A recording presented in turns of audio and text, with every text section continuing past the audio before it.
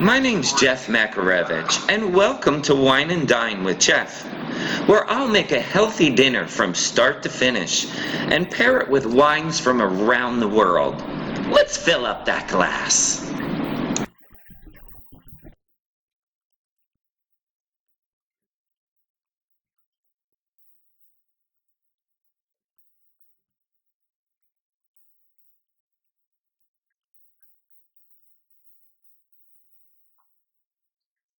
Hi, my name's Jeff Makarevich, and welcome to Wine and Dine with Jeff. Today, we're doing this easy and delicious stir fry with fish and black bean sauce, and I'm pairing it with this Duckhorn Sauv Blanc that will just brighten it all up. You will definitely fall in love with it. Let's get started. The fish I have here is a Patrol Doe sole. Not a Dover sole. A Dover sole is a little on the small side. The Patrol is a little thicker, about 1/4 of an inch, as you can see right here. This is the type size fish I'd like you to use because this is going to steam very, very fast. And right now we're just going to cut it up in bite-sized pieces. Just go along the seam of the actual fish, as you could see, like right behind me. Or right in front of me, I should say. And what you want to go through is just go and you want to cut bite-sized pieces, just like so. Make it really simple. Oh, and hello, I have somebody here smelling the fish. If you follow me on Instagram, that is Frankie. And he is smelling the fish, and he shouldn't be up on the counter. But he is now. So let me finish these up. And let me keep cutting this fish, and we'll get it in bite-sized pieces for you. Now that I got Frankie out of the kitchen and re-cleaned the counters, let's finish this. Now, what I have here in this dish is egg white. So you just want to beat it a little bit just to soften it up. We're not going for stiff peaks.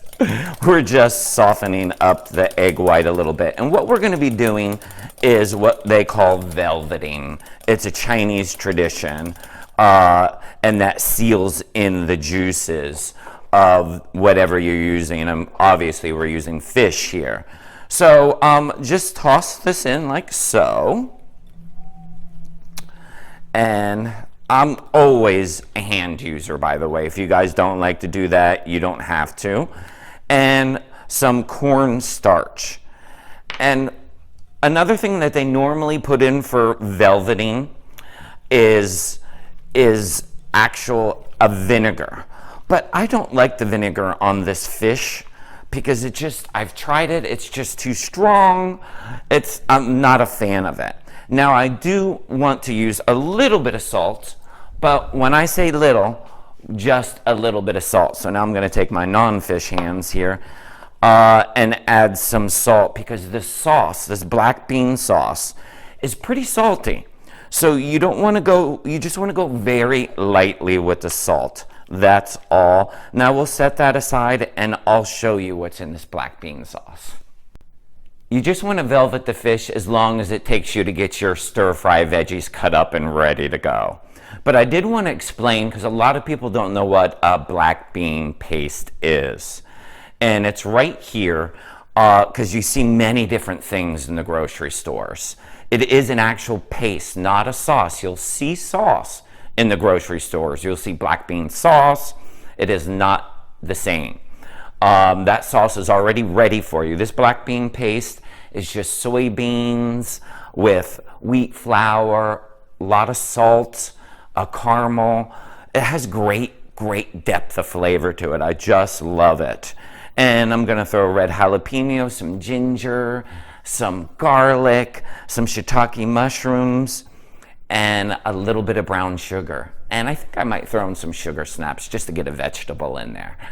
And that is it. It comes together so fast. So my tip is to get all those veggies cut up right now. Before we start to stir fry, since it goes so fast, I want to talk about the wine. It is a Duckhorn Sauv Blanc. If you're not familiar with Duckhorn, it's a Napa winery that is spectacular. And their Sauv Blanc is just, wow. Right off the bat, I'm getting like a nose of grapefruit, melon, and lime.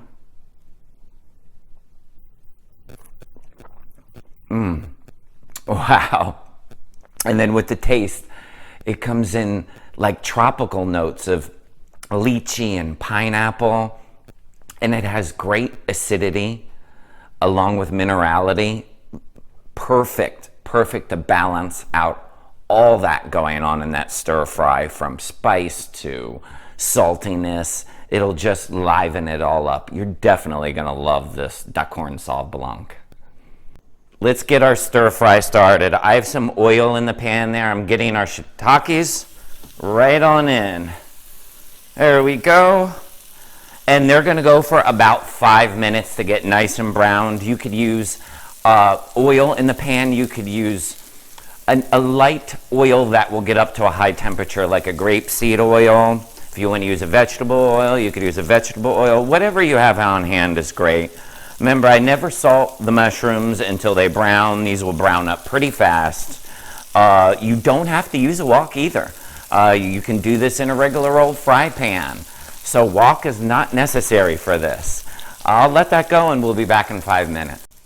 It didn't take any time at all to get color on that. So now our next two items going in, I threw in a red jalapeno or a Fresno, and a shallot is going right on in. This will just go around in the wok for no more than 2 minutes. It's going to go really fast. And remember, watch your sodium if you're salting along the way. I wouldn't suggest it. This black bean paste is very salty. You can taste it at the end and see if you want to add more or not. I would definitely leave that up to you, but I would err on very much less. Okay, so that has sweated out fast already. And I'm going to add some sugar snaps. I just happen to have these on hand, and I thought they would go great in here with a little bit of crunch. And as you can see, the pan has started to use up all of its oil. And if that happens, because we're adding ginger, fresh ginger and garlic in now, just add a little bit more oil to the pan. That's all, because we don't want everything to burn. So the ginger paste is going in, which is just fresh ginger done on a plane, and some garlic. Some fresh garlic going in. That's going to go around really fast. We'll just let that go for 1 minute. Not long, because you will burn the garlic on this high temperature. Okay. We are ready. Let's get that black bean paste in there. Okay. Get that around in the pan. And you definitely want to stir that around. There we go. Get that working in there. Stir that with everything. Now we're going to add water to that. Woo! Okay, and our brown sugar going in. You want to balance a little touch of sweetness you want going on with all that saltiness and everything. So this looks pretty watery at this time, doesn't it? But this will thicken up to this delicious, thick, rich sauce, because we are going to add in our fish now that has been velveting.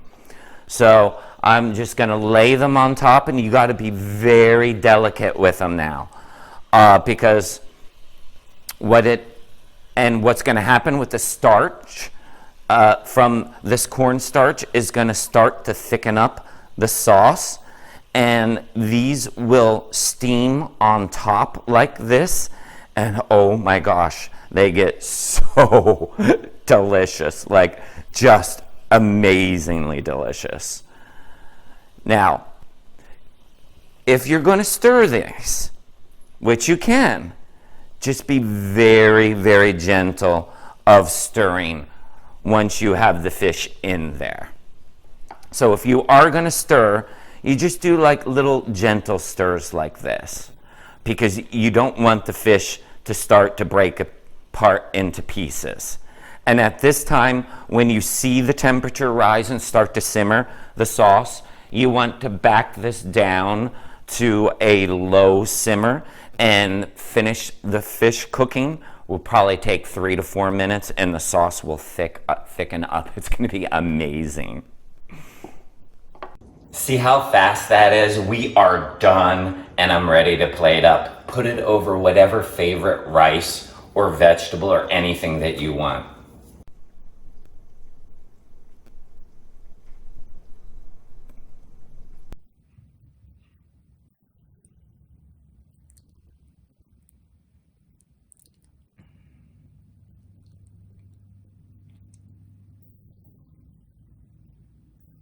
Before I dig in, I would first like to thank all my subscribers.